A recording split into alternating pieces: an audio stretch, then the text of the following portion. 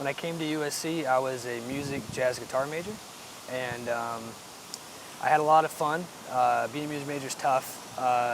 Unlike what most people think, it's pretty hard. And I enjoyed a lot here. And before I came to USC, I played in bands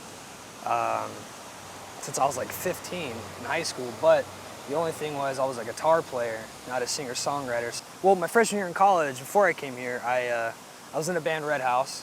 Some of the guys that were in it live here and go here. And that was fun. It was kind of like my turn to kind of step up and start singing, but I wasn't a great singer. And so I kind of always said myself the guitar playing, but when I came up here, I didn't have a band anymore. And so I had an acoustic guitar, and the first gig I ever had at USC was at the White Mule with David Reed and Yoy Soybean from Athens, Georgia.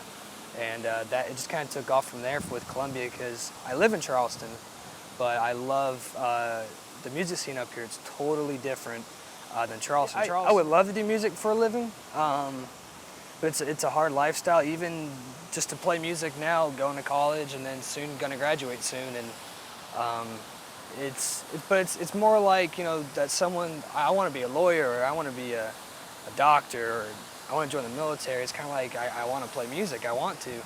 And it's a hard choice for anybody, for you to be in a relationship, for your family, for friends, to even have a stable income or lifestyle. But been making a record for the past 6 months with this producer, MJ Fick, and it's taught me a lot. And it's a lot how much work has to go into it, because there's people all around that pick up a guitar and they want to do like a Hootie and the Blowfish cover, or they want to do like Sumo, Alabama, and those bands are great, but it's more about that.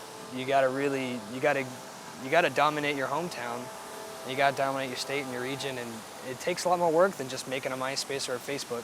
So I'd love to do it. If it happens, it happens. I'm not gonna stop playing music. So I think one of the coolest parts, I think two coolest parts, is playing it live.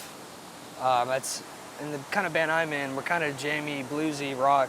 So each night we play the same tune. It's always different, because we're rocking out on it. And the recorded version's 3.5 minutes long. Playing it live is like 5-7 minutes or something, because we're just rocking out and having a fun time with it, just trying to make the audience into it. And so playing live is definitely just getting that interaction with people and meeting people, and just people like, oh, that was awesome, even though they're all at the bar having fun, as long as they enjoy it. And the other part, I think, is like working with other musicians.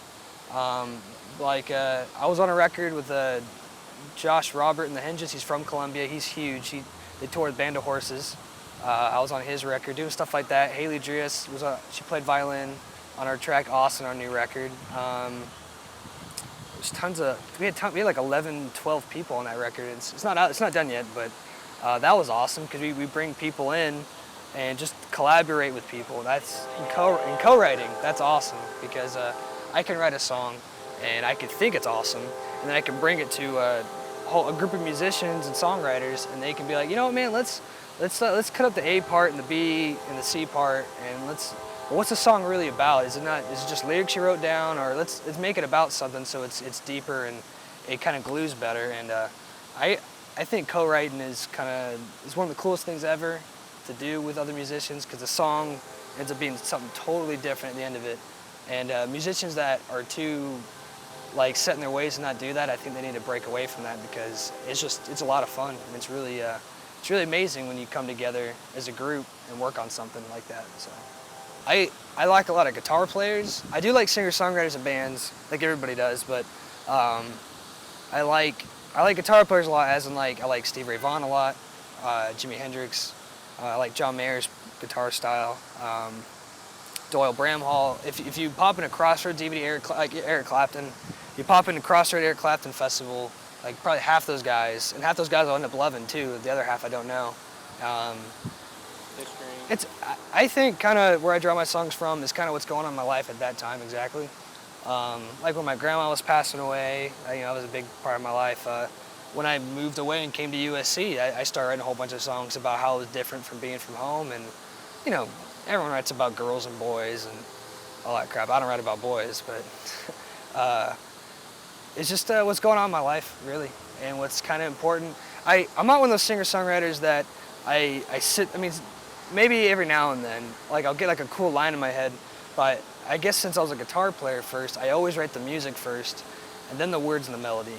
I'm not one of those guys where I can sit with the notepad all day and then write a song and then go home and put chords to it. I have to write the music first. It's just how I operate. So.